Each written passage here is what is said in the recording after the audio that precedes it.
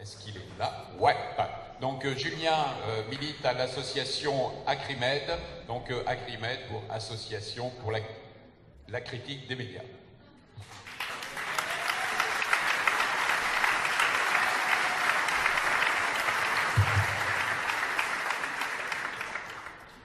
Bon, moi je vais rester debout. Bonsoir à tous et bonsoir à toutes. C'est vrai que c'est pas facile d'avoir tout chamboulé là.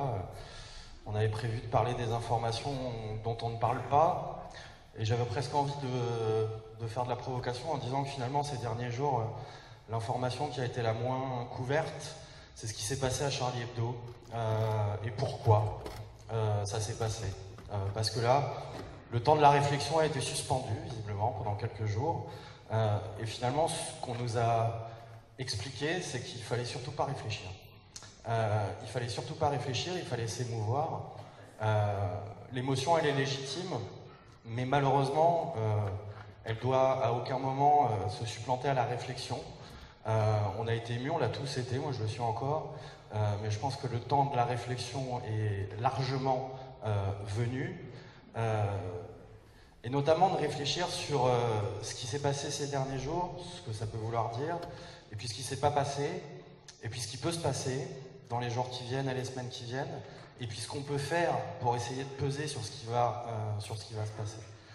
Parce que finalement, les débats sur la manifestation, moi j'en ai eu plein aussi. Est-ce qu'il fallait y être? Est-ce qu'il fallait pas y être? Est-ce qu'il fallait y être à tel endroit, à pas tel endroit, etc. On tire tous des bilans différents de ce qui s'est passé à la manifestation d'hier.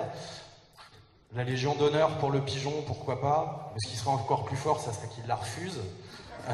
Ça aurait quand même du sens.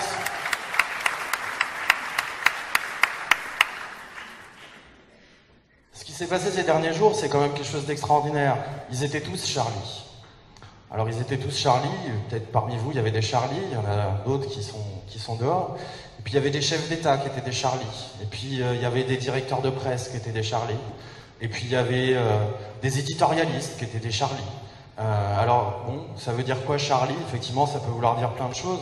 Mais eux, ce qu'ils mettaient en avant, c'était cette fameuse spécificité bien française, c'est que nous, on défend la liberté de la presse, on défend la liberté d'opinion. Et quand on a vu, à Acrimed, on est une association de critique des médias, donc on a plutôt l'habitude de regarder ce que c'est la liberté de la presse, la liberté d'expression, ce genre de choses. Quand on a vu le défilé d'affreux, les uns après les autres, venir nous expliquer à quel point ils étaient attachés à la liberté de la presse, à la liberté d'expression, croyez-moi, c'est dur, je suis Charlie. Et on avait un peu les yeux qui sortaient de la tête. C'est par ça que je voudrais commencer, c'est dire que vous êtes attachés à la liberté de la presse, à la liberté d'expression, vous là, les chefs d'État, vous les politiques, vous les patrons de presse, vous les éditorialistes, on est ravis de l'apprendre. On est ravis de l'apprendre parce que jusqu'à présent on n'était pas au courant. Et on avait même plutôt l'impression que c'était le contraire. Parce que voir des responsables politiques, je ne vais pas dire de nom parce qu'après tout, comme ça permet d'épargner personne, voir des responsables politiques qui ont par le passé, par exemple, mis des journalistes sous surveillance, voir des responsables politiques qui ont multiplié les procès contre la presse, parce qu'on publie des informations qu'ils n'aiment pas, voir des responsables politiques qui ne sont pas vraiment émus quand des chroniqueurs de France Inter, par exemple, ont été jetés comme du linge sale, voire même qu'ils lui ont demandé à ce qu'il soit jeté. Donc voir ces responsables politiques-là nous expliquer qu'ils défendent la liberté de la presse, au mieux ça fait sourire, au pire ça indigne. Et nous, ça nous indigne. Voir des patrons de presse qui pressurent leurs salariés, qui ferment les titres pas rentables, qui préfèrent nous vendre de l'infotainment que de la vraie information, nous expliquer à quel point ils sont attachés à la liberté de la presse et à la liberté de l'information. Mais s'il vous plaît, arrêtez. C'est indécent, c'est indigne ce que vous faites. Vous piétinez effectivement la mémoire des dessinateurs de Charlie Hebdo, mais au-delà de ça, vous piétinez ce que c'est même l'idée de la liberté de la presse. Vous n'êtes pas des défenseurs de la liberté de la presse. Vous savez, des proches disaient on peut rire de tout, mais pas avec n'importe qui. On peut pleurer de tout aussi, mais pas avec n'importe qui.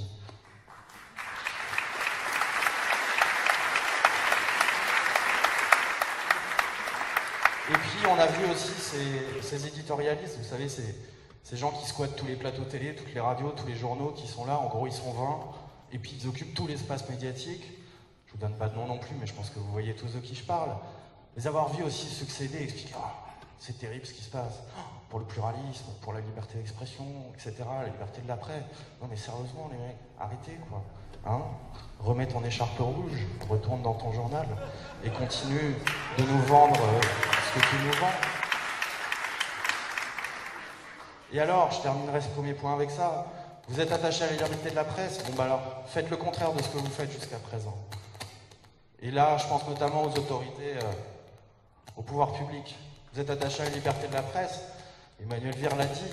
Alors discutons du système des aides publiques à la presse, discutons de sa répartition scandaleuse, aberrante, qui fait que c'est les plus gros qui touchent le plus, et qui fait que les plus petits coulent, et sont obligés de faire des souscriptions. Vous êtes attaché à la liberté de la presse? Bah alors, monsieur Hollande, votez là votre loi sur le secret des sources. Vous l'aviez promise. Ça fait 2 ans et demi qu'on attend. Elle est où la loi? Elle est nulle part. Vous êtes attaché à la liberté de la presse? Eh bien, créez un statut juridique pour les rédactions. Créez un statut juridique pour qu'ils puissent se défendre contre les pressions politiques, contre leur hiérarchie, contre leurs actionnaires. Vous êtes attaché à la liberté de la presse?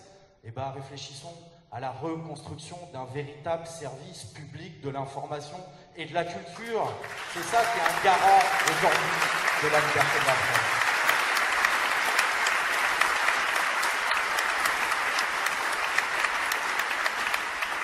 Et le deuxième point que je voulais évoquer, je vais pas monopoliser la parole, ne vous inquiétez pas, c'est et maintenant. Et maintenant, et je vais essayer de me cantonner à la critique des médias, c'est pas le seul exercice, la seule activité extrascolaire que j'ai dans ma vie, donc je vais essayer de pas déborder. Mais disons que là, je pense qu'il y a plusieurs choses qui se passent déjà depuis quelques jours, qui nous montrent quelle est la bataille qu'il va falloir mener. Parce que la bataille pour toutes ces réformes, tous ces changements que je viens d'évoquer, c'est pas eux qui vont la mener, hein. C'est pas Sarkozy qui va la mener, c'est pas Hollande, c'est pas tous ces braves gens qui vont la mener. Peut-être que c'est une partie des millions de gens qui étaient dans les rues hier, mais il faudra les convaincre, il faudra les entraîner, il faudra mettre la pression. Et on aura des adversaires. Et parmi ces adversaires, je vais me cantonner à eux, il y aura les médias dominants, hein, et ceux qui les peuplent, et ceux qui les squattent. Ceux qui, depuis quelques jours, alors je ne rentrerai pas dans le débat de savoir si ce qui s'est passé à Charlie Hebdo est du terrorisme ou un attentat, un assassinat politique, mais par contre, ce qui est sûr, c'est que depuis quelques jours, c'est du terrorisme intellectuel auquel on assiste sur la plupart des grands médias. Du terrorisme intellectuel. Ça va d'Yvan Rioufol, qui se permet, sur RTL, de demander à Rokhaya Diallo de s'excuser d'être musulmane.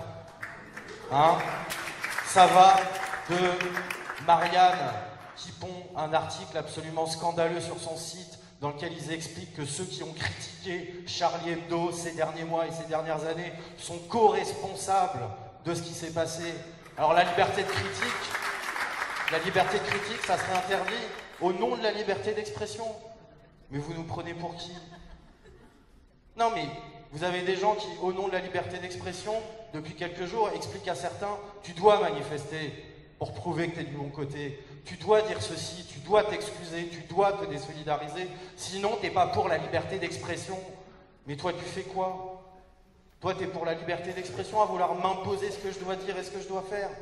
Donc ces gens-là, va pas falloir les lâcher, va pas falloir les rater. Faudra pas rater non plus ceux qui sont pour la liberté d'expression, mais expliquent que tout le monde ne peut pas être invité à la télé, tout le monde ne peut pas être invité à la radio, parce que quand même le pluralisme a ses limites. Parce que plus ça va aller, plus les limites, hein, elles vont être de plus en plus resserrées. Parce que si maintenant, quand on critique des caricatures, ou quand on critique un journal, ou quand on critique, on est considéré comme un allié objectif des terroristes, bah demain, ce sera qui le prochain? Et le champ du pluralisme dans les médias, qui est déjà pas très étendu, il risque de se restreindre encore un petit peu plus. C'est toutes ces bagarres-là qu'il va falloir mener dans les jours, les semaines et les mois qui viennent. La bataille pour le pluralisme, la bataille pour une vraie liberté d'expression et la bataille contre ces éditorialistes et ces gens qui nous assènent des vérités comme ça à longueur de journée. J'en ai gardé quelques-unes pour finir à propos de la manifestation d'hier. Moi j'ai suivi ça sur iTélé. C'est là où c'est dur aussi la critique des médias, c'est qu'on est obligé de regarder. Donc moi j'ai suivi ça sur iTélé, j'en ai noté quelques-unes. Alors vous avez le fameux Olivier Ravanello, je ne sais pas si vous voyez, qui a expliqué, je cite, que cette manifestation était une grande opération antiterroriste citoyenne. Ça commence bien. Michael Darmon, journaliste politique, qui a déclaré, je cite, « Aujourd'hui, François Hollande a réveillé le peuple de gauche », au cas où. Le même Michael Darmon, et là accrochez-vous parce qu'ils ne disent pas que des âneries, ils reflètent aussi des choses, qui dit « C'est une manifestation fondatrice pour cette génération de dirigeants », vous voyez tous les affreux là, des dirigeants de l'après-guerre qui n'ont pas connu les combats, mais qui sont en train de prendre conscience qu'ils vivent à présent eux aussi leur guerre, la guerre contre le terrorisme. Voilà, ces gens-là sont payés pour dire ça, ils ont des cartes de presse. Hein, pendant que d'autres ne sont pas payés et aimeraient bien avoir des cartes de presse. Et puis Laurence Ferrari, forcément, qui, voyant ce carré de tête, enfin qui n'était pas de tête du coup, mais ce carré de sa tête en tout cas, déclarant « Le message de ces chefs d'État est clair, nous sommes tous des républicains ». Et pour finir, je voudrais juste, moi aussi, finir avec une citation de quelqu'un qui nous a quittés il y a 4 ans, jour pour jour, c'est Daniel Ben Saïd. Daniel Ben Saïd qui écrivait dans un de ses derniers ouvrages, Éloge de la politique profane, il écrivait ce qui suit: « Vous ne voulez plus de classe ni de leur lutte, vous aurez les plèbes et les multitudes anomiques. Vous ne voulez plus des peuples, vous aurez les meutes et les tribus. Vous ne voulez plus des partis, vous aurez le despotisme de l'opinion. »